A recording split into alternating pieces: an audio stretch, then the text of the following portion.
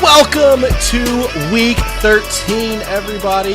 That is right. It is the last week of the fantasy regular season. This is the Sleeper Wire Show. It is the weekend preview for week 13. I am your host, Professor Chris, and as usual, back here with Prophet Hoos. What's going on, man? Oh, man. I wish I could tell you I'm doing good, but this is sad times are here. They're here. The sad times. What are we supposed to do when we don't have fantasy football to play? You know what? Don't think about that, man. Don't think about that. We'll cross that bridge when that time comes. Oh, man. But you know what?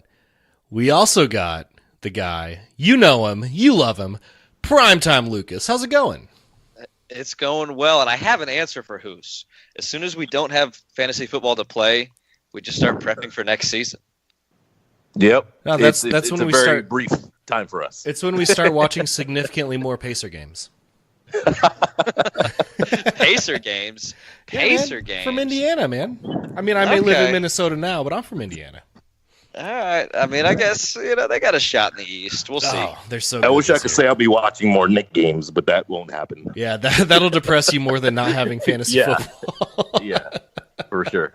For sure. Oh, all right, guys. Let's go ahead and jump into the show. We have no more teams on bye. That Chiefs and Rams bye week was the last one that we had to deal with. Missing Todd Gurley, missing Pat Mahomes, all the other guys last week. It was pretty hard on a lot of fantasy teams. We do not have to deal with that anymore. But, Hoos, Lucas, you know what that means. We have a lot to talk about tonight. Woohoo! Let's crank it out. All right, guys. Another good show for you. We got the start sit for each one of the games, Flex Those Muscles segment, and the Streamer Wire segment at the end where we talk about streaming quarterback and tight end options. Let's go ahead and get into the matchups. We are recording this about a half hour before the Saints and Cowboys Thursday night football game. Lucas, you are a Cowboys fan. You think they actually have a chance? I mean, they have a chance. It's football. They have a chance. It is in Dallas, which is kind of what gives them that chance. I don't think the Cowboys are going to win this game. So maybe within 7. Yeah, I mean, if the Cowboys are able to put up 27 to 30 points, I would be surprised because the Saints defense over the last 3 weeks have looked like the best defense in the NFL. Oh, yeah. Something happened. They've turned a corner. They have turned a corner. And let's be honest, they're winning the Super Bowl. The Saints are going to win the Super Bowl this year. Yeah, the NFC is going to come down to the wire. It's going to be some combination of Saints, Rams, Vikings. I still think the Vikings are going to be in there. But they're going to be fighting for that. One of those 3 teams is going to be in the Super Bowl this year. I would agree. One of those 3 teams being Saints or Rams. One of those teams is losing to my Colts in the Super Bowl this year. 5 straight. Make it happen. 5 straight. Hey, you know who else has a winning streak in that division? Yeah, I know. The Texans. I know. The Texans. And the Colts are part of that winning streak. But you know what? If the Colts win out, then they can get the wild card. So they don't have to get the division. They can win out. Easy, right? Easy. Yeah, easy. All right, guys, let's go ahead and jump into the Sunday matchups. Kicking it off here, Chicago Bears travel to New York to take on the Giants. Chase Daniels once again going to get the start behind center for the Bears. Jordan Howard, 3 straight weeks under 10 fantasy points in PPR leagues. Had 7 carries last week for 13 yards. Both of those were his lowest of the season. Only 3 receptions in the last 3 weeks. Hoos, would you drop Jordan Howard to pick up a handcuff, maybe a Spencer Ware, or a Malcolm Brown, or a Giovanni Bernard? Is Howard droppable to pick up a handcuff? Shit, man. You know what? I mean, I want to say no, But then stick to you're no. never going to feel confident starting him, I don't Except think. for this week. I don't know. I don't know. I mean, I feel like they even like that guy. Who was that guy? Mizell or whatever it was. He's kind of like the same kind of scat back as Cohen, but he's just another guy taking up field space when Howard's, supposed to be there. I mean, maybe when it's supposed to get colder this week. I think it's supposed to be it's a little frigid down there. So we could start to see it from Howard, but we've been saying this for some time and it just hasn't happened. Howard's getting, oh man, that's I tough. would rather have Spencer Ware or Malcolm Brown. I think I would. It's disgusting to say, and it could bite you in the buns, but it could also help you a lot if your opponent picks him up, starts him, thinks he's going to do something, and he does squat. All right, Lucas, please go don't ahead. drop. Yeah, but I can't. It hurts me. Please don't drop Howard. Please. He's still getting 70% of the snap counts to Cohen's 7 30%. carries was 70%. Yeah.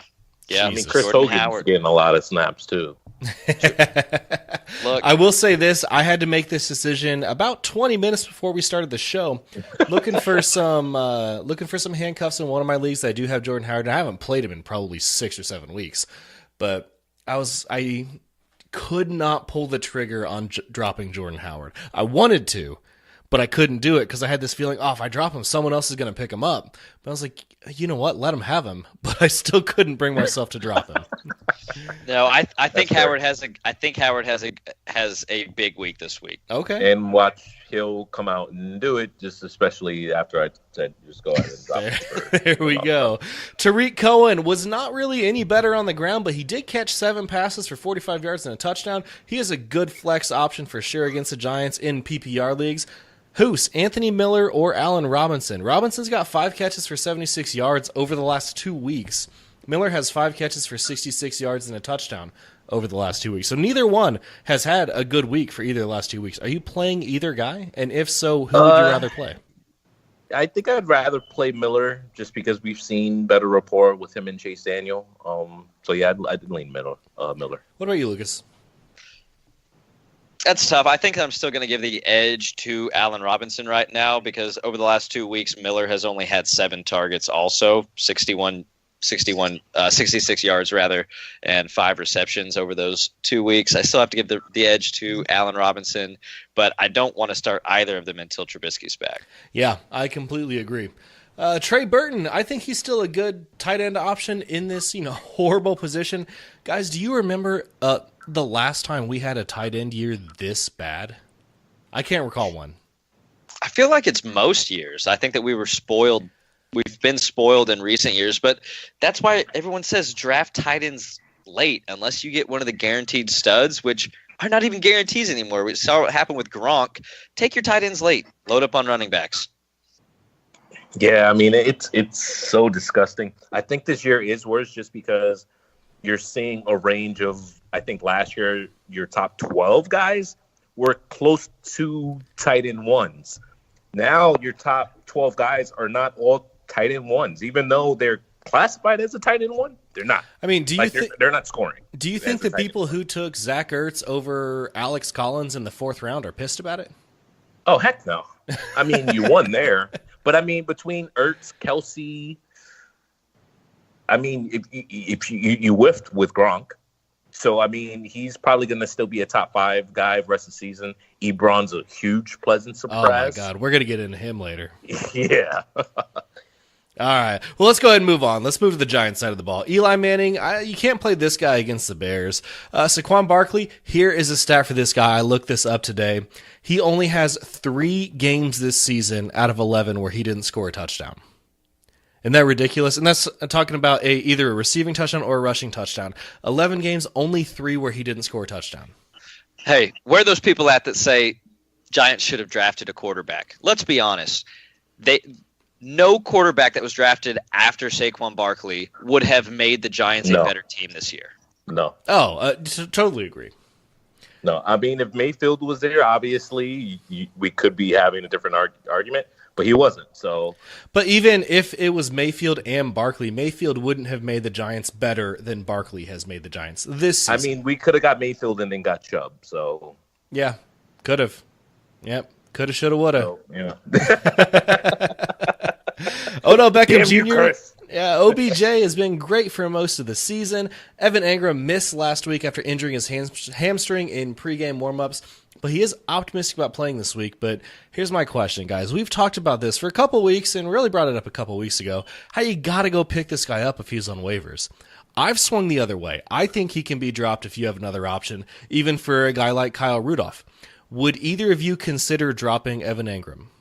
Yes, absolutely. Yep. He can't stay on the field all season long. Good talent, but can't stay on the field. The offense is running through Barkley, and then you have OBJ, and then Sterling Shepard has stepped up many times this season. So Ingram's just not been a factor. So if you see him on waivers, you're leaving him there? Yeah. Unfortunately, I would. I mean, I might, if I have a spot, and as for a backup tight end, I might take him, but he's just with those guys that, okay, I'm looking to see what is available kind of thing. I'm not dropping somebody good for him. Give me Herndon. What about Trey Burton? I would take Trey Burton over him. Herndon? Oh man, I'll take saying? Herndon over him. I take Herndon over him. Really? Yeah, easy. All right. I mean, he's healthy. He's getting targets. All right, we're going to talk about him later as well. Let's go ahead and move on to the next game, though. Arizona Cardinals at Green Bay Packers. Larry Fitzgerald, only 4 catches for 53 yards the last 2 weeks combined, but 3 of those 4 catches have been touchdowns. Is he a must-start against Green Bay or a flex option at best, Lucas? He's still a start for me. What about you? Yeah, flex at best, I'll say. I'm going flex at best as well. David Johnson had a down game last week after it looked like he was back, only 9.9 PPR points. Still a guy you got to play, in my opinion. Lucas, we were talking about this before the show. I asked a question that I'm going to ask a little bit later as well. But you brought up something interesting that you might consider playing this guy over David Johnson. That was David Johnson or Austin Eckler. So I'll kick this one to you first. Who would you rather play this week? Give me Eckler. Give me Eckler. Over DJ. I don't even like DJ. I've never really been a DJ fan. I've liked him in the sense that he will catch 80 balls or so. Other than that, I've always been a DJ hater. The guy doesn't rush well at all. People can say whatever they want. He's not a good rusher. He just hasn't been in the NFL in his career. Look at his numbers. He hasn't been a good rusher. He just hasn't been. So numbers prove everything to me. I mean, obviously, he should be used more, but he's just not getting that in the role that he should be getting, which is getting at least 100 targets in a PPR league. This is where he flourishes. He's not saying that. No, he's not. So you're going to go Eckler. What about you, Lucas? Yeah, I'm going Eckler also with the total volume that they should have. And a lot of this is also matchup based. I'm not a huge fan of Arizona having to travel to Green Bay this week. Okay. Let's move on over to the Packers side of the ball. Aaron Rodgers, you got to play this guy at home against Arizona. Aaron Jones has been great. Guys, I got to admit, much better than I thought he was going to be. I thought Jamal Williams was going to be the guy. This was a big miss on my part. 17 carries for 72 yards and a touchdown last week. Getting work in the receiving game as well. He is a must start at this point. If you got him, you are super happy, and you got to keep playing him in that lineup. I want to take a second and talk about Davante Adams here. Yeah, let's do it. Yes, because we don't really talk about him much, and the fantasy community doesn't really talk about him much, and that's the point I'm trying to make here. 77 catches for 1,022 yards in the season. This is his first season with over 1,000 yards. Here's another great stat. Adams' worst game of the season was 6 for 40 and a touchdown. That's his worst game in PPR leagues when it comes to fantasy points for the day. That's the worst. 6 for 40 and a touchdown. In fact, there's only one game this entire season where he didn't have a touchdown or over 100 yards. And that was week 4 against Buffalo. And with no touchdown or 100 yards, he still went 8 catches for 81 yards. We don't hear this guy mentioned with the top 5 wide receivers very often, or the top ones. We talk about Thielen. We talk about Tyreek Hill. We talk about Michael Thomas, Julio Jones, Antonio Brown, Odell Beckham Jr., JuJu Smith-Schuster. But Adams is the wide receiver 3 on the season. I still don't think he's getting the respect that he deserves from the fantasy community. Is it just because he's been so consistent we don't even need to talk about him? It's a style points thing. when you're talking about the best wide receivers, you're looking for the flashy guys that are on prime time doing big things, and he just hasn't been that guy. That he's been quietly one of the best wide receivers in the NFL, and that's what it is that he's just been quiet about it. He's Aaron Rodgers' #1 guy. He's getting volume. He's scoring a touchdown almost every single week that it feels like.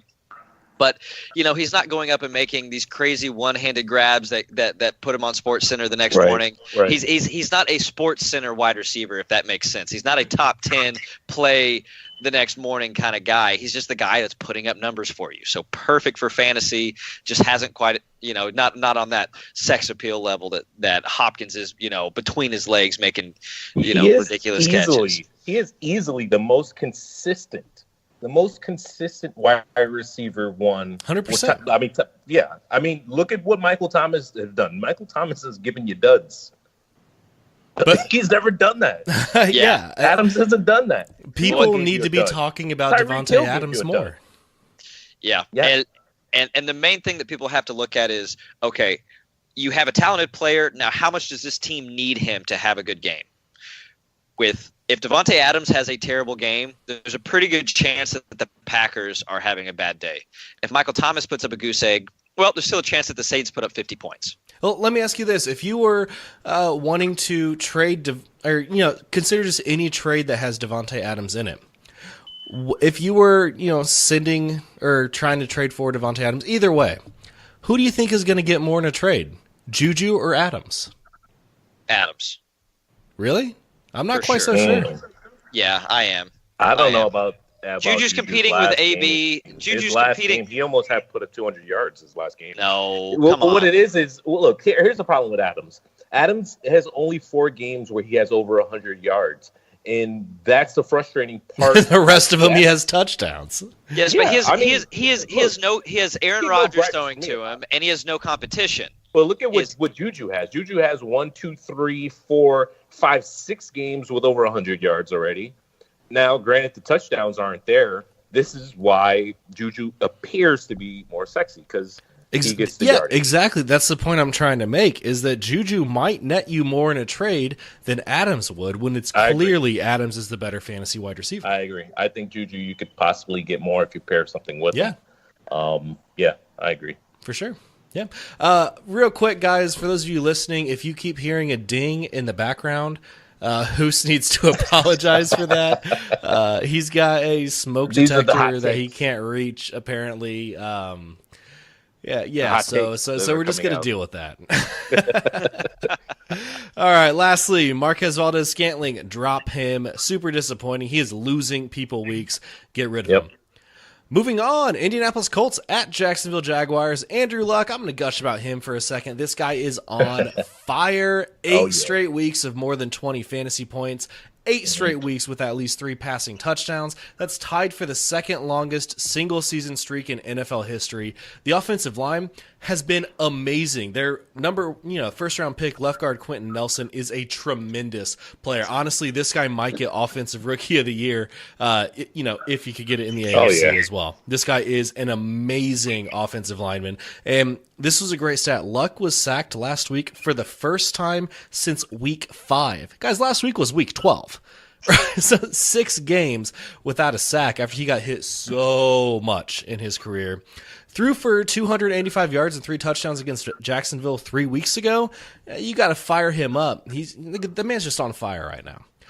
Marlon Mack had a good week last week before concussion knocked him out. He did return to practice on Thursday. He's still questionable for this week. If he plays, are you starting him, Hoos? Yeah. I mean, if he plays, sure, you got to roll him out there. We've seen, he's a stud lead. I'll throw the Lee in there. He's a stud Lee kind of player whenever he does roll out, so sure. Well, Lucas, if Marlon Mack is out, if he misses due to the concussion, is Nyheim Hines an automatic play in a PPR league? I don't know about an automatic. I don't know about an automatic purely because we don't have any teams on bye right now, so people have a lot of depth. So he is a decent play, but he's not going to be an automatic because a lot of people have deep teams. Yeah, and guys, he is out there on waivers. I picked him up in probably 4 or 5 leagues this week, just in case Marlon Mack misses. So go look for him. If he's out there, he's going to be a good stash, at least until Sunday when we hear that, Marlon Mack is in. Yeah. T.Y. Hilton is back. He returned to practice. 16 catches, 280 yards, and 2 touchdowns over the last 2 weeks. You got to play this guy. Jack Doyle got a kidney injury last week and has been placed on the IR. Hopefully no one dropped Eric Ebron. That would have been a dumb move. We never would have recommended that. But he's going to be a top 5 tight end the rest of the season. He's a tight end 3 right now, but without Chris, Jack Doyle. Can we quickly talk about, because I know you noticed it, and I scratched the out of my head. I'm sorry. I know we usually don't curse as much on the show, but I scratched the out of my head because I saw Ebron so low and Doyle so high. Doyle was a top 3 tight end last week, and I was just like, "What the heck? Am I missing something?" Like in rankings? Yeah, like among the experts, I do there. Yeah, like a Fantasy Pros ranking or something like that. Yeah, I have no clue, man. Like we've been saying on this show, almost every single week that Jack Doyle has been playing, I've asked both of you guys, Doyle or Ebron, this weekend, rest of season. I think we've been on the Ebron train all year. If you have Ebron, you know. If you have him, you know he's been. And if you've played against him, you know. And if you know, you know. If you know, basically. You know. Hashtag push your T. Yeah, man, 12 touchdowns on the season, 1 rushing. That's great. Cody Kessler is getting the start over Blake Bortles. So, we'll talk about this here in a second. Leonard Fournette suspended for a week for really injecting himself into a fight that had nothing to do with him in the first place. Yeah, just absolutely dumb. Honestly, if he'd been part of the play and then got into a fight, he probably still would have been ejected for throwing punches. Maybe it wouldn't have been a suspension because he was part of the play. But he had nothing to do with this, and he came in throwing punches. I bet this appeal, they looked at this for about 30 seconds. They're like, we're not throwing this out. You punched the dude. Look at what you did. Just for appealing. You know what? For making me think about it again, we're going to add another game on. That's this should be 2 games. Oh, all right. Who's Carlos Hyde or TJ Yeldon this week to replace Fournette if you had to play one? I'm going to go Yeldon just off of what we've seen, but I've added Hyde in a few, so I kind of want Hyde, obviously for my selfish reasons. But, out of good sense, I'd say Yeldon. What about you, Lucas? Hyde or Yeldon? Yeldon for me. I haven't seen Hyde get a full workload there. I know we have no clue what the new OC is really thinking, but Yeldon has consistently been the guy when Fournette is out. I'm going to go the opposite way. I think it's going to be Carlos Hyde getting the work. The Jags did fire offensive coordinator Nathaniel Hackett as well. So, guys, fire up that Colts defense. I think they are going to be able to get a few picks and a few interceptions and probably shut down good portions of the game. Been firing them up. Yeah, I grabbed them in almost every single league that I didn't have the Ravens or whoever's playing the Bengals. So, once again, the weekly gross question for you guys: Dante Moncrief, D.D. Westbrook, or Keelan Cole if you had to play one. Oh, please Cole this week. Please Cole. I'm still on the D.D. train. I'm hoping that the coordinator, knows, look, man, this guy was good. And granted, he dropped some balls, but it's a new quarterback now. He was clearly the most talented player on the team. Last year, I'll be in one game of the season we had that Statue of Liberty catch. But, I think they got to give him more involved. They have to. DD's the best wide receiver on that team. Yeah, I'd say so. Lucas, what about you? Give me a name real quick. I think Moncrief. All right, so we helped nobody. There we go. Let's be honest. Nobody is starting any wide receiver on that team. Yeah. The Jaguar receivers help no one. So. Yeah, that's true. Moving on, Browns at Texans. Baker Mayfield. Guys, you got to relax on the 4 touchdowns. Chill out a little bit. That likely isn't happening against that Texans defense in Houston. That being said, is Baker Mayfield still a good start, yes or no? Decent. Streamable at best? He's streamable. I'm probably not starting him this week, though. I'll ask you some more questions about him a little bit later.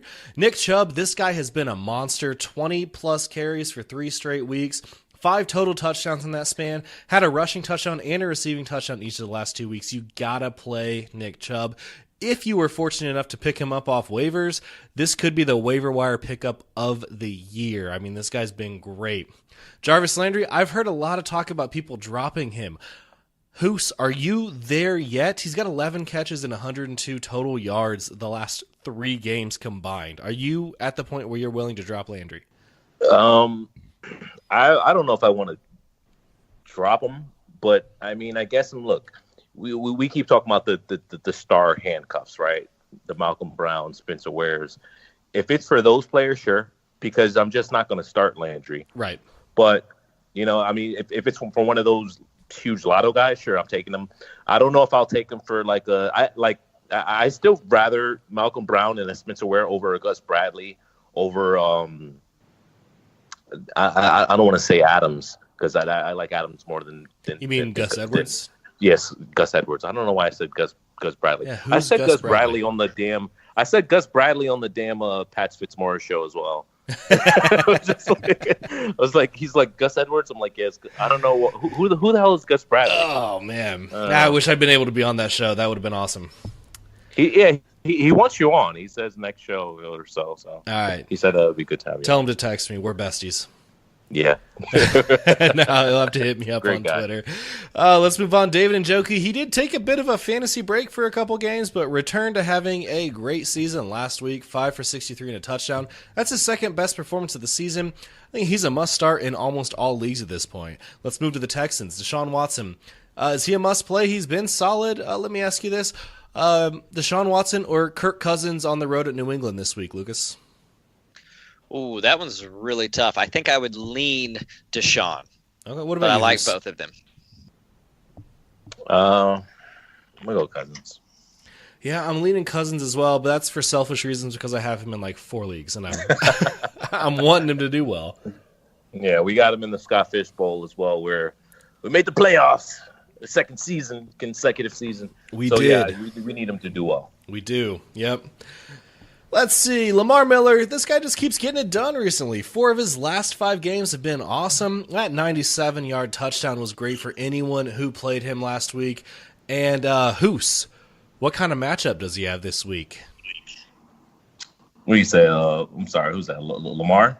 Yeah. No, I'm just looking for the word that you used 2 weeks ago.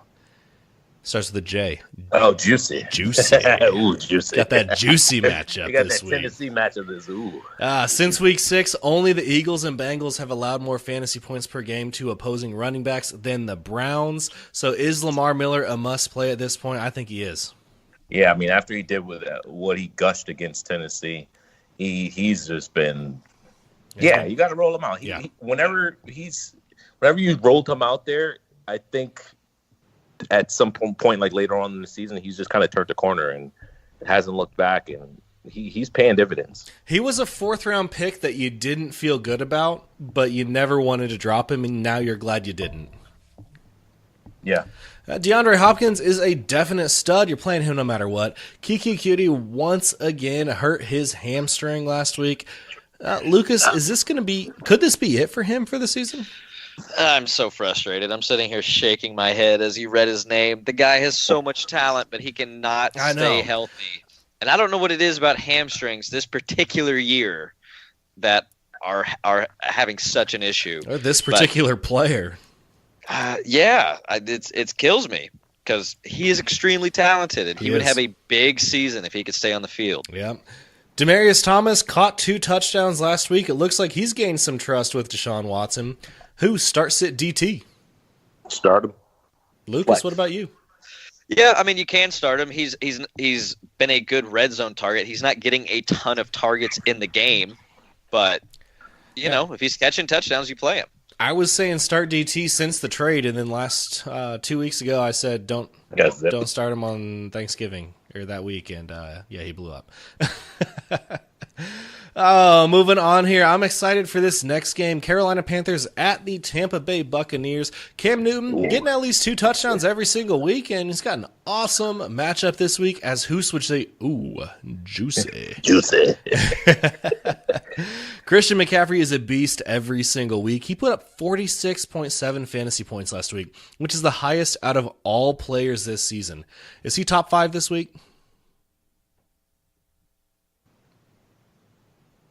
Yeah, I mean, I'd say so. Yeah, he's right there on that verge for Okay. me. Devin Funchess has been dealing with a back injury, but he did return to practice on Thursday. DJ Moore has been awesome. Has he worked his way into must-start status for you, Lucas? 7 for 157 and a touchdown in Week 11, 8 for 91 last week, and he's got that phenomenal matchup. I think DJ Moore has to be in your lineup. What about you?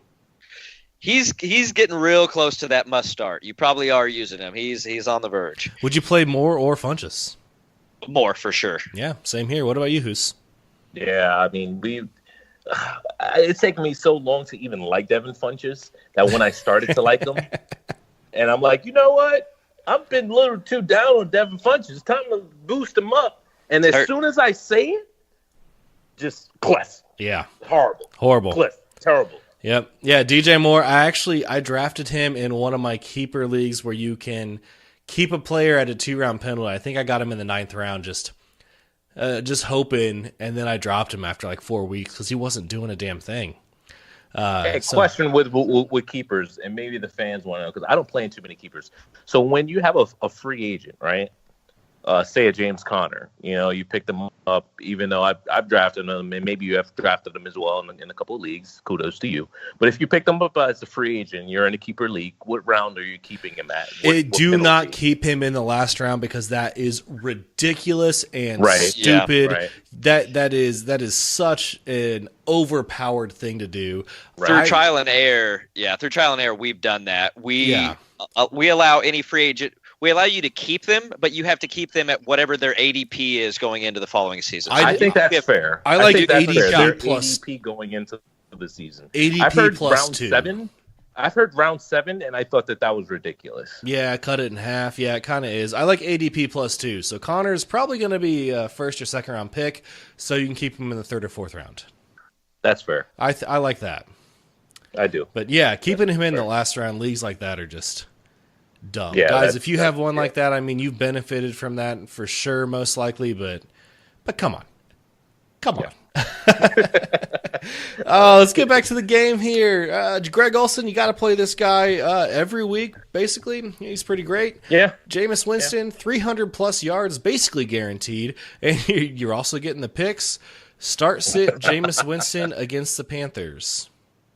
I think you got to start him. I mean, in fairness to him, he didn't throw any picks last game. Lucas, Winston or Baker? Ooh, give me Winston. Yeah, I'm leaning the same way here. Mike Evans, 6 for 120 yards and a touchdown 2 weeks ago. 6 for 116 this last week. He's had 6 of his 11 games go over 100 yards. It doesn't really feel like that, but 6 of his 11 over 100 yards. He's having a great season. Adam Humphries has caught a touchdown each of the last 2 weeks. Hoos, are you playing him against Carolina? Yeah, I think you definitely have to start him. I think he's borderline wide receiver 2 range in the PPR. Just given off of what he's been doing, I mean, I think he's finished pretty much. I want to say like in points a top. Yeah, like a wide receiver 2. He's been a top 20 guy. Weeks. Yeah. In high end, actually. I mean, last time he played Carolina, he went off. Would you play Humphries or Tyler Boyd? Tyler Boyd. I can't say Boyd under the new QB. I don't know if he's going to be able to support AJ and Boyd, so I'm going to say Humphries.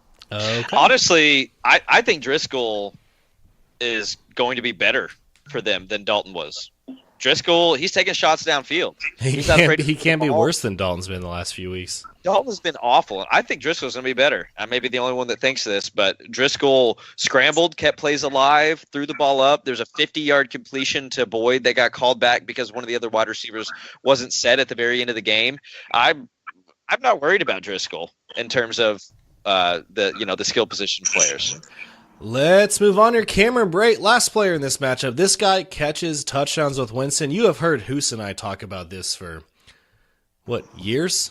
Yeah, at this point. Right. Real quick, Adam, you'll have to cut this part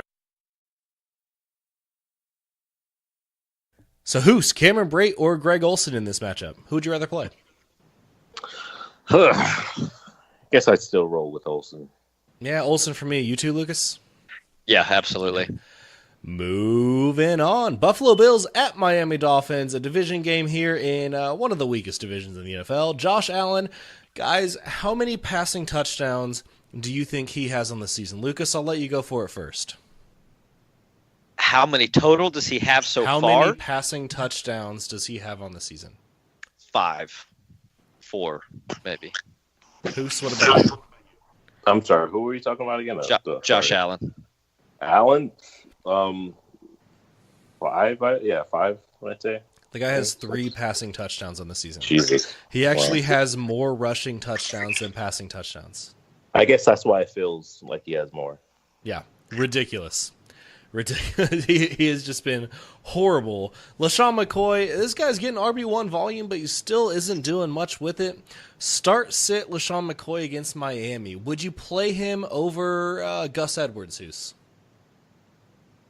I think I still would, just based off of volume, and I know we're going to see Lamar still out there for one more week, but I think I'd still rather roll out McCoy. What about Jordan I'm not Howard? the biggest Gus Edwards. Oh, really? He seems like the kind of guy that you would like. I mean, I do like him, but I just don't. I don't know. I feel like he's going to turn into a pumpkin soon. He's kind of like a LeGarrette Blount. If Gus Edwards is healthy, you're playing him this week against Atlanta. So you would play him over LeSean McCoy?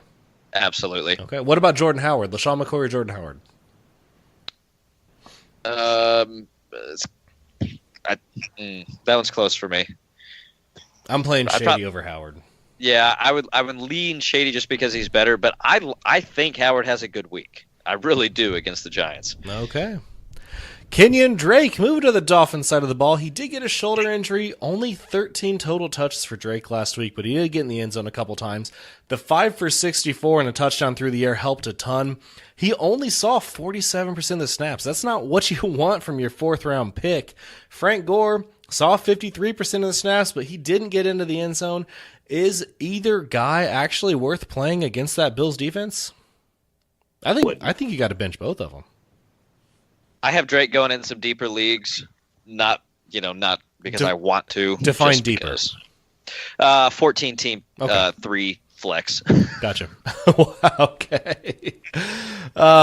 Who's Danny Amendola or Kenny Stills? Kenny Stills came out today and was kind of complaining about his lack of usage. Who would you rather play? I know you're a huge Stills fan.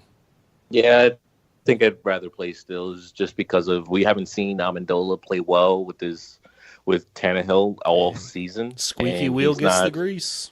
Yeah, and then as well, he's not even that healthy, so I think I lean Stills. All right, let's move on. Denver Broncos at the Cincinnati Bengals. Case Keenum does suck, but this is a great matchup. Would you stream Keenum against Cincinnati or Mayfield against Houston, Lucas? Ooh, that's a really good question. And when we come to the streamer section, we might find out. But I think I would lean Baker slightly over Case this week. What about you, Hoos? Keenum or Baker? Give me Keenum. Okay. Philip Lindsay, you got to play this guy, especially this week. That Bengals defense is horrible. Emmanuel Sanders, 30.4% target share last week. Guys, that may not sound like a lot. 30.4% is a huge amount of the target share. 7 for 86 and a touchdown. Only one game on the season with fewer than 10 PPR points. 6 of his 11 games have gone for more than 15. It may not seem like it, but he's a consistent guy with a decent upside. Emmanuel Sanders has been... Absolutely. We predicted here on Sleeper Wire that Sanders would be the number 1 wide receiver by the end of the season. He started out that way, and he has continued that way. No question here. And I believe he's a top 12 wide receiver right now, no? I don't think he's quite there yet, but he's definitely top 20. Yeah, I think he's borderline. I think he's 15th right now. But he's hovering. My thing with him is I know he's a little banged up right now, so he's got to heal. He was limited today. So he's questionable against Cincinnati. He's probably still going to roll out there, but definitely something you want to keep an eye on. But yeah, he's been studly. He's been studly. So he's 13 in PPR right now. Yeah. 13. Okay, yeah, right there on the cusp. Cortland Sutton, do we see it this week? I think so. What are we asking for exactly? I mean, anything fantasy relevant, because we haven't seen it since Demaryius Thomas left. I think he gets you about 8 to 9 points in a PPR. So you're not playing him in a PPR? Probably not. Not much Probably not. there. I mean, unless there's a multiplex, I'm playing two flex or something, and I got my 3 wide receivers already. Sure, but okay. Otherwise, I don't know. Even then, I think I'd rather play Riddick over him, who was dropped in a ton of leagues. Yeah, was he dropped in a ton of leagues, or was he just not owned in a ton of leagues? I think that's much more No, he definitely likely. got picked up with carry on going down. Okay. Let's move to the Bengals. Jeff Driskel getting the start this week since Andy Dalton went on the season-ending IR with a thumb injury. Joe Mixon, a solid play. Tyler Boyd did well with Driskel last week. You playing him this week? I'm playing Flex Boyd for sure. Yeah. Yeah. Don't be scared. Don't be scared of Boyd. Don't be scared. Don't be scared. CJ Uzomah, do we see it this week from him? Do you think Driskel is going to rely on those over-the-middle tight end passes, Hoos? I mean, we've seen what he had, like 13 targets last week or something ridiculous like that. I mean, they didn't amount to much, but yeah, he's probably still going to see his targets. So I mean, you're starting him in the PPR. Moving on here, Ravens at Falcons. Guys, this could be a really fun game to watch. Lamar Jackson is a great stream this week. Kind of a selfish question here, because as we talked about a couple weeks ago, this is just a platform for us to talk about our leagues, really. Thanks for tuning in, everybody. That was a great episode, I thought. Yeah. Where we just, talked about our own teams. Would you guys flex Lamar Jackson or Austin Eckler in a super flex? This is my money league. If things go south for me this week, then depending on what happens, I might be out of the playoffs. If I win, I'm guaranteed in. Jackson or Eckler? It's a PPR. What are you thinking? I think you got to go Jackson. Kind of what I was saying earlier is he's a running back who touches the ball every single play and can also throw it. Kind of. They're going against Atlanta, which is the absolute worst against the run. So I think Jackson has a pretty safe floor. Okay. Yeah, all right. I got to agree there. I might listen to the Sleeper Wire show. I think you should.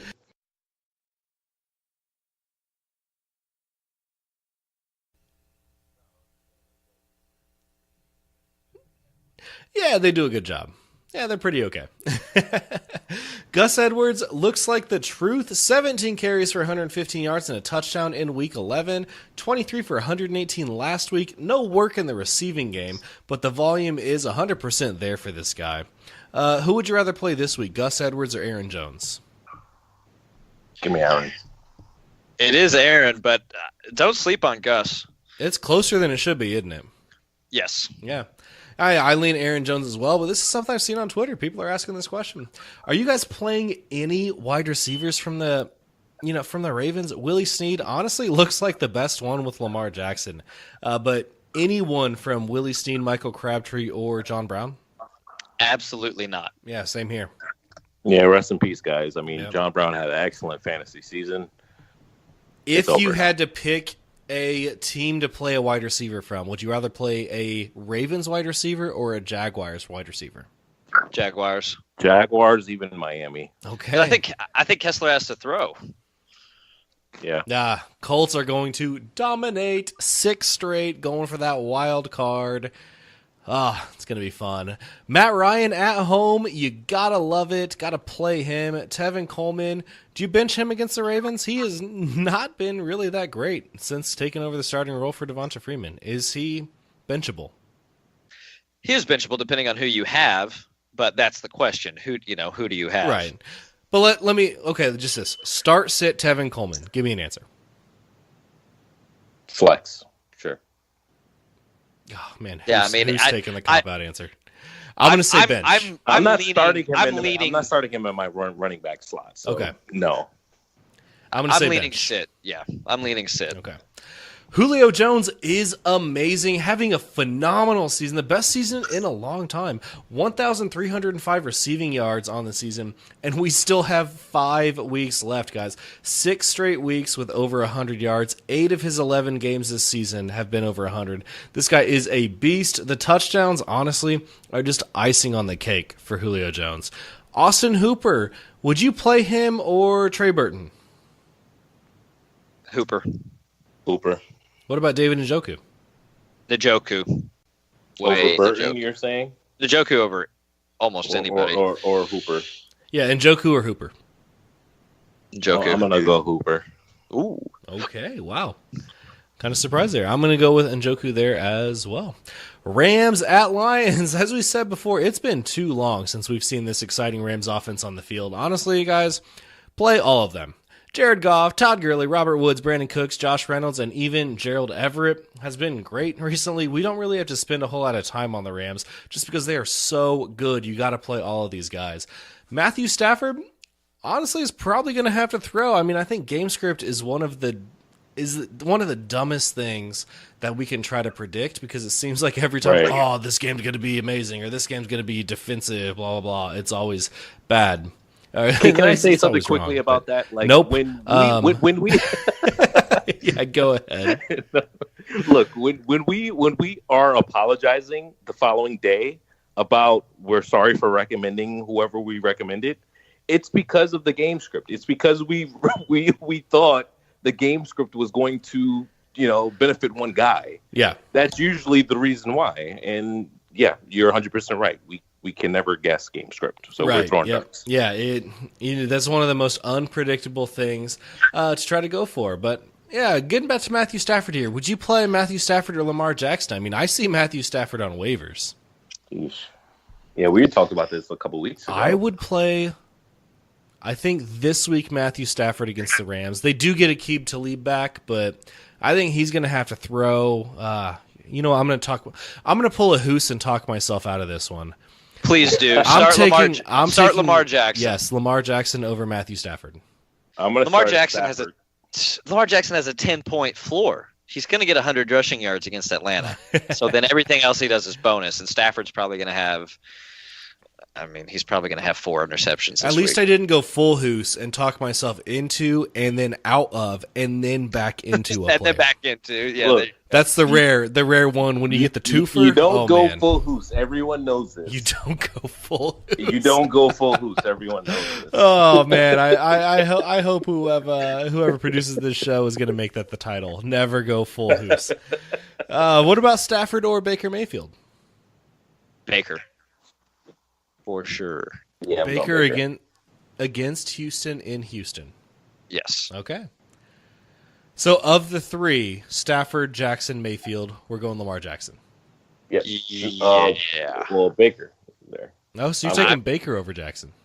I'm real close with those two. I have with Winston Baker. Winston Baker and Lamar. I have real close. I've just seen Baker throw touchdowns, and I mean he's a monster. We have yet to see Lamar Jackson run throw in for one. I haven't seen him throw any. So I think he's got one, but yeah, he's only. I don't think he's cleared 160 passing yards yet. Yeah, that scares me. They're not trusting him to throw the ball that much. Yeah, they don't need to, man. Yeah.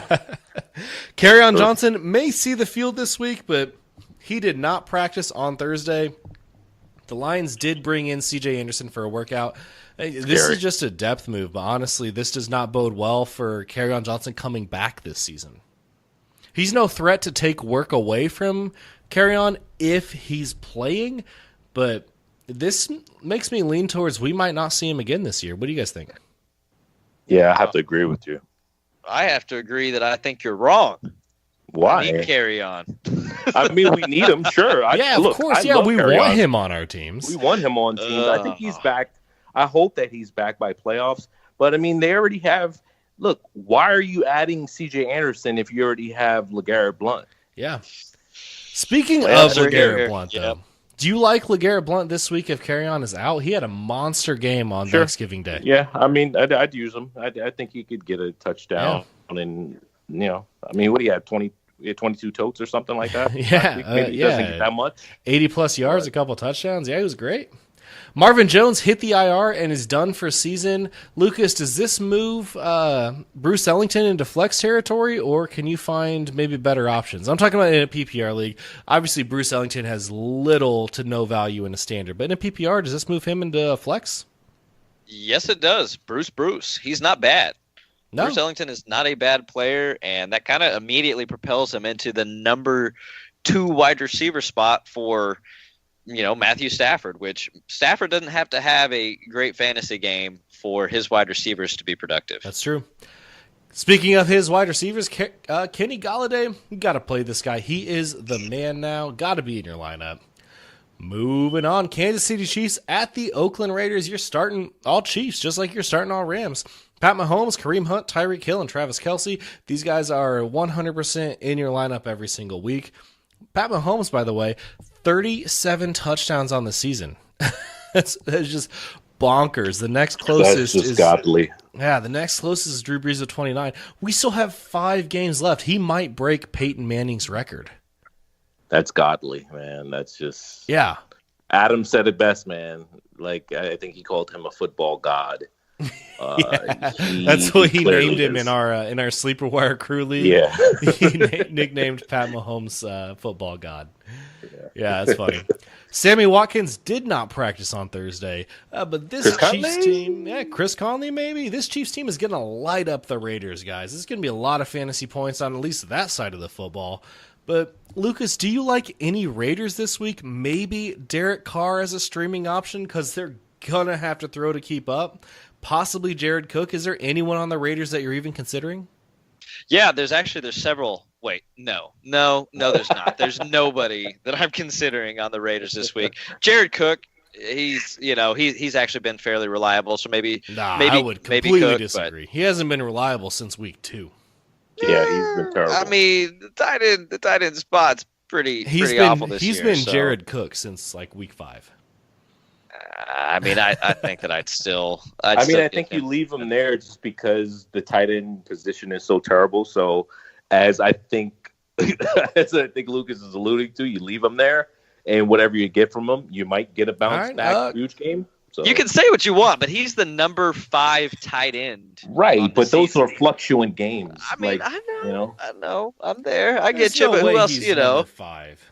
Yeah. No way. I need to check this. No, he is. No way. No, he is 100%. I mean, and that's not even.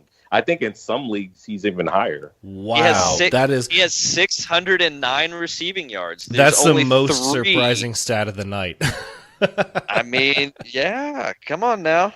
No way. Jared Cook. Would you rather play him or Herndon? Cook. Jesus. I'd rather have Cook. I mean, I'd rather have Cook based off of his year, but if I'm just looking at Jared Cook versus Herndon and I don't see their numbers, I'm probably playing. Well, obviously, I'd have to see the numbers to play Herndon, I guess. But Cook has 3 touchdowns in the last 5 weeks and 2 touchdowns in the last 2. Yeah. And Kansas City has given up the second most points to tight ends. So I think Cook's a good play this week. Okay. Yeah, they're 30th against the tight ends. So, yeah. Oh, man. Yeah, the 2 for 32 does not give me a lot of hope. But yeah, you're right. Yeah, and a touch. Tight end 5 is, all right. Moving on, Jets at Titans. Sam Darnold returned to practice in a limited fashion on Wednesday. Robbie Anderson also returned to practice this week on Thursday. Isaiah Crowell, I mean, this guy's been trash recently. Under 10 points in 5 of the last 6 weeks. And that other game, he had 11.7 because he happened to get into the end zone on his 7 carries for 19 yards. This guy's been horrible. He does have the ability to get those 200-yard games, but terrible. Chris Herndon may be the only Jet that you can play. Even then, that's iffy unless you're Hoos and you're like, Herndon's my guy. I mean, he had 7 catches last week. Yeah, he did. Yeah. Any other Jet you'd like to play though?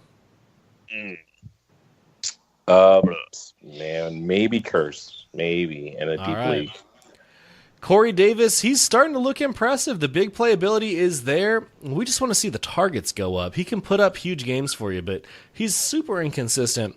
That said, Lucas, start sit Corey Davis against the Jets. I think he's startable at this point.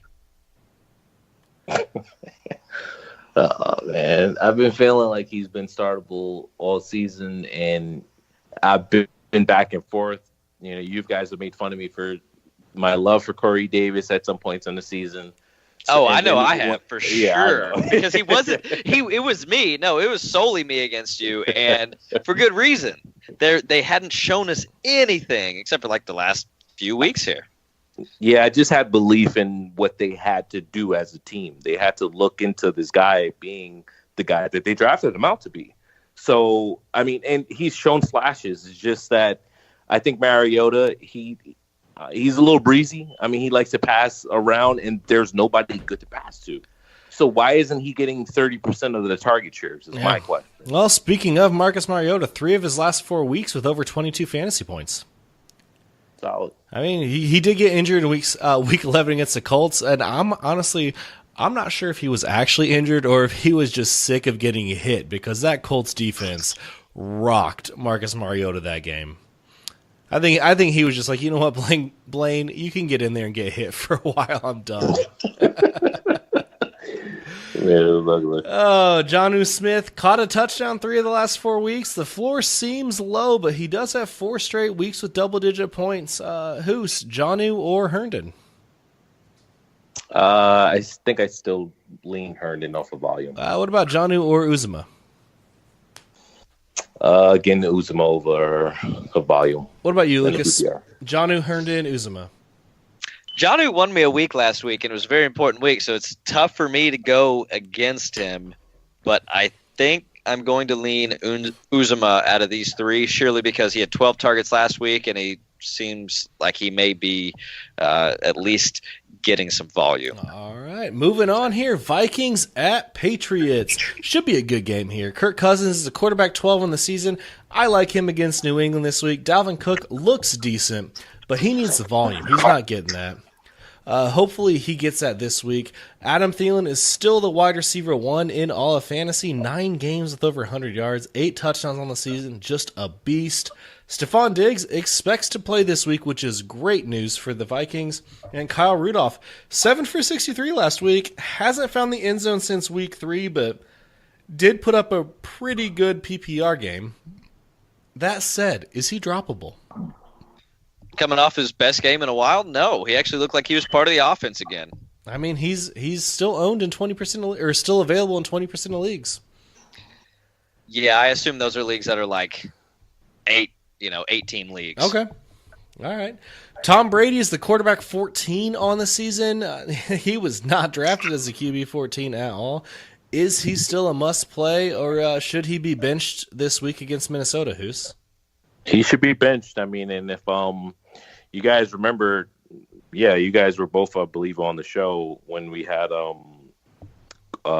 Jason Moore on the show, and when we did the Moores and Boars. Moores, Boars, that was great. Tom Brady was one of my Boars. If you recall, it was a bold call at the time. But, I mean, I alluded to his playoff schedule last year.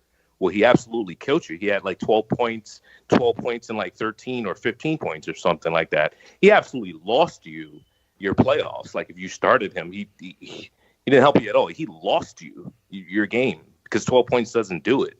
So, no, you can't start Tom Brady, I don't think. At this point, you're hoping for him to bounce back. It's more faith at this point than anything. Yeah, completely agree. Lucas, James White or Sony Michel this week if he plays? Sony Michel. Okay. Josh Gordon or Edelman? Edelman. Oh, I'm still on the Josh Gordon train. Is there anyone you're considering playing over Rob Gronkowski? So if you're one of those guys who likes to have 2 tight ends like Hoos and I, Njoku or Gronkowski? It's Gronk, and maybe flex Njoku. All right, Jared Cook or Gronk? Well, he's Cook's a tight end 5 on the season, which so, he actually is. But, Jared Cook over everybody else. Thinking I'm making up stats over here. It sounds obviously Gronk. It sounds Gronk. incorrect. I mean, you say obviously Gronk. Gronk is a tight end 2 right now. That's how bad he's been. This is a horrible position. Yeah, he's healthy now, though. I mean, he's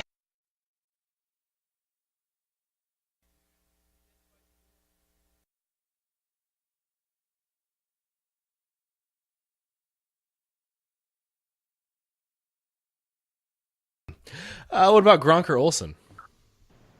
I mean, it's Gronk. If Gronk's healthy, it's Gronk, right? I'm gonna go Olsen this week simply because the team he's going against are 29th. Tampa Bay, they're just terrible. I mean, that's fair. Yeah. So I'm gonna just solely off of that the matchup, but otherwise I'd go Gronk. All right, last Sunday afternoon game here, 49ers at Seahawks. Matt Brady, 2 straight weeks with over 100 yards. He's been great, and it's a nice matchup for him against Seattle. Both Pierre Garçon and Marquise Goodwin are questionable. Garçon's questionable with an injury, and Marquise Goodwin still dealing with an off-the-field family issue. We have no idea what's going on there, but thoughts and prayers, positive vibes, all sent his way, hoping that everything is going well for him.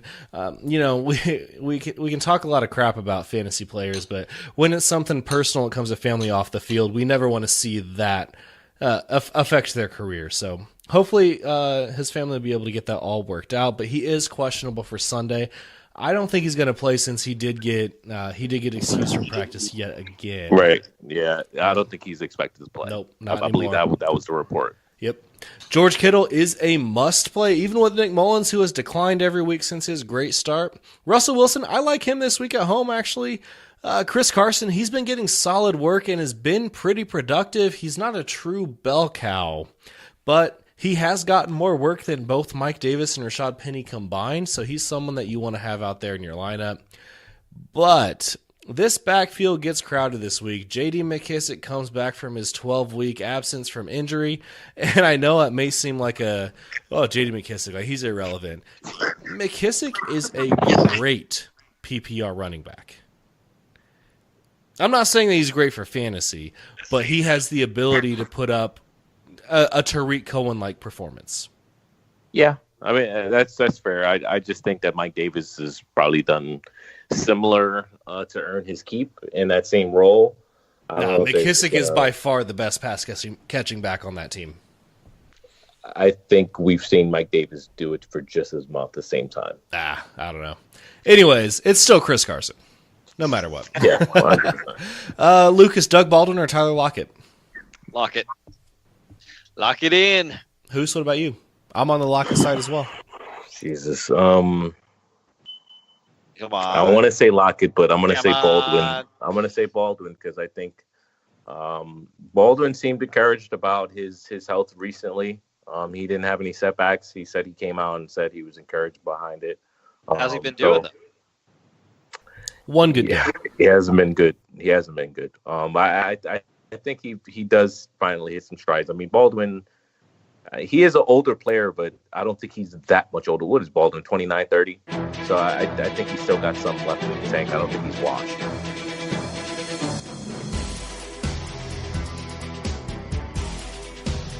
Hoos, Lucas, guess what time it is? We are done with the Sunday afternoon games. You know what that means, right? It is my time to shine. Prime time. Lucas, Mr. Primetime himself, take us to Sunday Night Football. All right, we have the Chargers at the Steelers. This should be a really good game with some serious playoff implications. I know it's not a divisional game here, but two teams that are very hot right now. And honestly, both are teams that have a small chance, but honestly, they're both teams that could make it to the playoffs. They're both good. They have a lot going for them on offense and defense each. Perhaps the best game of the week going into the season, best game of the week here for Week 13. Phillip Rivers is the number 9 quarterback on the season. He's 8th in passing yards and 4th in TDs. I think he's put up at least 2 touchdowns every single game this season. He is a must start. Not someone putting up huge numbers, but he's Mr. Reliable. Melvin Gordon is going to be missing a couple of weeks, if not, looking to be 3 or 4. So you may not have him for your fantasy playoffs at all. That is painful. Hopefully you have Austin Eckler, but we'll see. And, if you weren't able to get Eckler, go see if Jackson is available. Oh, yeah. Because that guy is more of the early down work back. And I bet he's going to get some touches. I bet you he's going to get some touches. He looked pretty good with his few touches that I saw him with. I'm thinking 60-40 Eckler. Okay, that's fair. I mean, that's. I'm gonna lean Jackson's side. 60-40 Jackson. Yeah, just because of what we've seen, I think Jackson replaces Melvin Gordon. I don't think it's the other way around. Like we've seen Eckler be good in a smaller role. I think they want to keep it that way. Gotcha. Yeah, I think Eckler still gets plenty of touches though, so we'll see. And Eckler, even though he's a small guy, he's decent in pass blocking. I'm still rolling out Eckler. I have tons of confidence in him though. Okay, so moving on here, Keenan Allen must start. He's starting to come on here late in the season. He kind of fell off a little bit and disappeared on you early in the season, but he's really coming on now, looking good. Rivers is turning to him and relying on him often. Mike Williams had 2 touchdowns last week. What do you guys think here? What do you think about Mike Williams going into this week? Do you think he has a role every single week? Oh, man, like we said he did earlier in the season, I think you can flex him this week and hope for a touchdown. Okay. I wouldn't feel super good about it. I'm looking for other options. If it's me, I was high on Mike Williams early in the season. He has a ton of talent, but the ball is spread around so much there, it's difficult for me. Yeah, I'm with you, Lucas. All righty, flipping to the other side here. Big Ben, Mr. Lose the Game himself. I mean, no one can believe what was going on there. There was some major playoff implications by. He blamed a lot of his teammates. He did that. He did. It's like Big Ben, man. There was 2 guys on the other team that would have caught that ball before your intended target. So that's on you, buddy. That is on you. He's on waiver wires in a couple of leagues apparently here for Chris. Chris, are these small 8-10 team leagues here? No, one's a 10, one's a 12. I could not believe that 2 people dropped Roethlisberger. I've got a league where I have Luck and Ryan, and I still put in a claim for Roethlisberger, and I didn't get him. But I couldn't believe I saw him on 2 different waivers this week. Guys, check. He might have been dropped in your league. He wasn't dropped in any of my 8, but if he is, go pick him up. I know people were frustrated that he may have lost them a week, but don't read too much into that. He is second in the NFL for passing yards, tied for 7th in touchdowns. He does lead all quarterbacks with 12 interceptions, so that's not great. And the Chargers, he may add a few more to that, but Big Ben is still a good quarterback for you going forward. And them playoffs, man, look good for him. I mean, he's got Oakland week 14 for you. If you're starting there, if you don't have your bye, it's juicy. It's juicy. James Conner, you're playing him every week. Antonio Brown every week. JuJu every week. Vance McDonald dealing with a little bit of a hip injury, but he has been pretty good for you in this tied-in barren wasteland that we call the 2018-2019 fantasy season. I'm not sure that I can trust him with the hip injury, but you may not have any better options unless you listen to the end of our show here.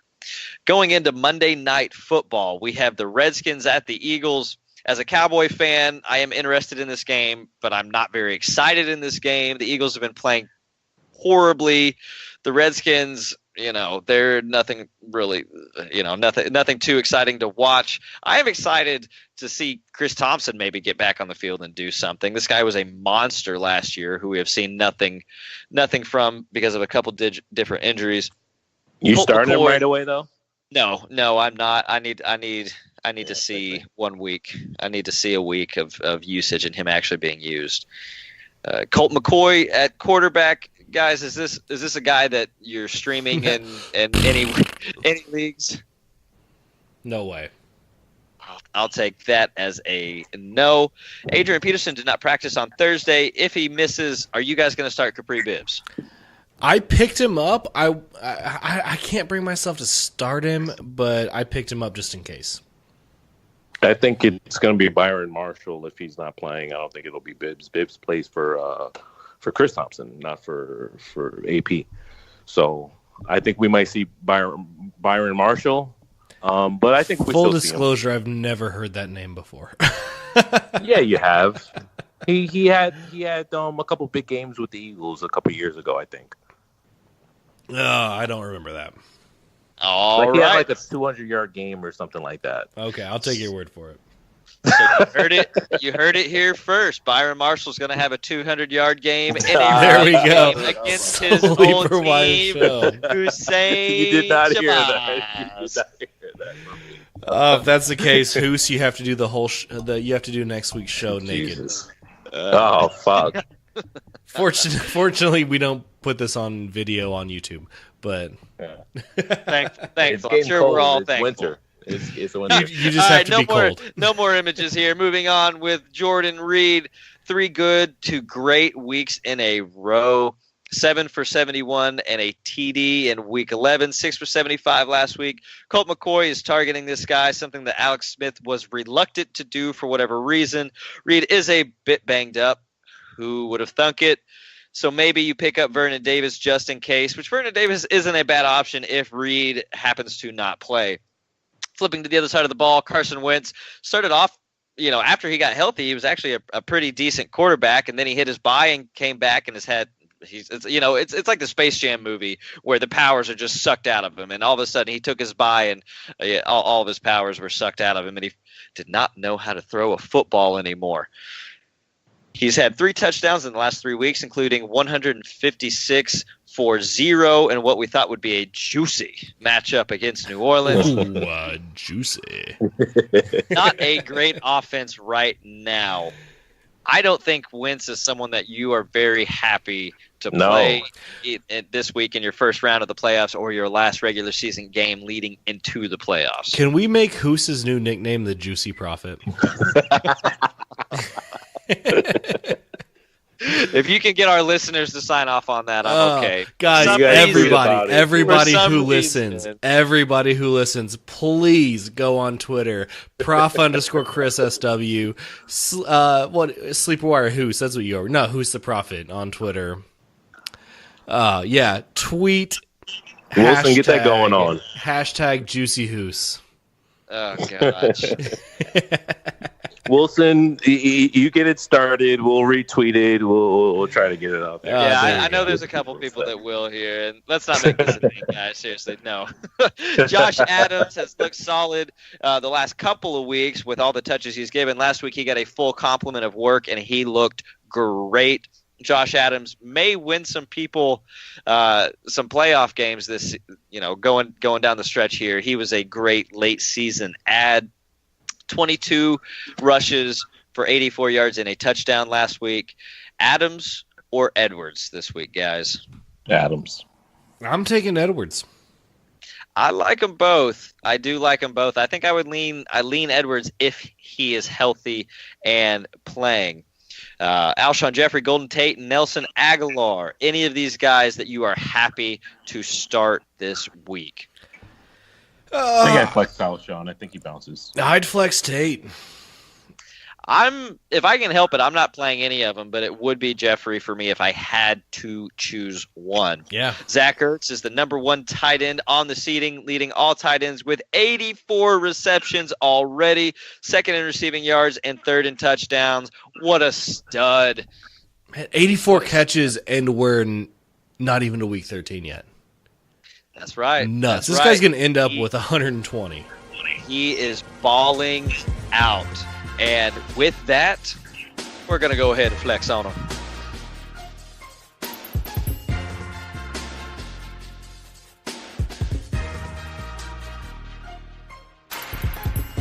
Let's Let's flex those muscles, guys. You guys listen to the show for the first time. What we do here is I have two players, this guy or this guy. No explanation, nothing. Just give me a name. Who would you rather flex this week? And we'll go the order. Lucas, Hoos, then myself. Kicking it off, Anthony Miller or Jarvis Landry? Miller. Ooh. Miller. Adam Humphries or Devin Funchess? Humphries. Humphries for me. Danny Amendola or Cortland Sutton? Sutton For sure. Ooh, I'm going to go Sutton as well. Jalen Richard or Peyton Barber? Barber. I knew it. Richard. I'm taking Kansas City Richard needs too. Yeah. Yep. They're going to be behind. He's going to get some touches. Josh Reynolds or Corey Davis? Give me Josh Reynolds. Reynolds. I'm going to take Davis in this one. Josh Gordon or Sterling Shepard? Gordon. I'm going to say Shep bounces back. I'm going Gordon. Isaiah Crowell or Tevin Coleman? Gross. I know. Coleman. I'm taking Coleman. I'm going Crowell. Dalvin Cook or Chris Carson? Last one here. Cook. Carson. I'm going to go Cook as well. I think the volume finally comes back. All right, guys, moving into our last segment here, Streamer Wire. Each one of us has a quarterback and a tight end that you can stream this week, and I'm going to kick it off here. My quarterback, Lamar Jackson. We've talked about him a bunch. 51.1% owned in ESPN leagues. The passing yardage may not be there, but the rushing yards certainly are. Jackson has 190 rushing yards in his first two NFL starts. That's 19 points over 2 weeks just from running the ball. Add in a rushing touchdown in there as well on the ground. I mean, the guy is pretty damn good. I think you can put him out there as a stream. Lucas, let's move to you. Your streaming quarterback of the week. Streaming quarterback of the week is Mr. Case Keenum, the number one best college quarterback ever. Like I said, 19% owned since he has given up the most points to quarterbacks, and I expect Keenum to have a decent game. Hoos, moving on to you. I'm going to go with Marcus Mariota. The guy only had 4 home games so far, which is kind of crazy when you think about it. He's going to be at home against the Jets. I think he continues on to having a decent, other than that Indianapolis game where he only got 2 points for you. Other than that, he had 26.8, 26.3, and 25.9 his last game. I think he's going to be a nice, he gives you about 20 points, I think, easily this week in Week 13 for you. Let's move and to only 20% owned. Only 20% owned? Only 20% owned. For Colt Actually, McCoy. 18.9 if you want to be specific. Okay. Let's move to tight end here. Let's do a little snake. Hoos, let's go the opposite direction. Kick it off here. So for tight end, it's not Purte at all. It isn't. But I'm going to go Tyler Higbee. Tyler Higbee simply because Gerald Everett, while he seems to be the number one guy there as far as the tight end, Tyler Higbee caught 6 balls for 63 yards. And the week before that, he caught a touchdown. So he had he delivered 11 points for you in back-to-back PPR weeks. I think we don't know who that other option is for sure. Between the tight ends, Everett seems to be the guy, but who knows? I mean, Goff may be able to support 2. I'm gonna take a gamble and say that you're gonna, and I don't think it's a huge one either. Tyler Higbee, I think you can fire him up this week in that high octane offense. Mr. Primetime, your tight end. We're gonna go ahead and go with Mr. Uzomah. His name is fun to say, and he's only 26% owned. Denver's poor against the tight ends, and Uzomah had 12 targets last week. I don't expect that amount, but generally with new quarterbacks coming in, they do like to rely on the easier high percentage passes to get their confidence up. Look for Uzomah to have 7 to 9 targets this week. That is a gross streaming option. But you know what? That's where we are with tight ends this year. Yeah, it's always. My tight end, if he's available, Cameron Brate. He's 61% owned, so he might still be out there. And it's the touchdowns. That's it. He's a reliable safety blanket for Jameis Winston. And when a quarterback throws as much as Winston does, the tight end is going to get some targets. And also, Cameron Brate is great in the red zone.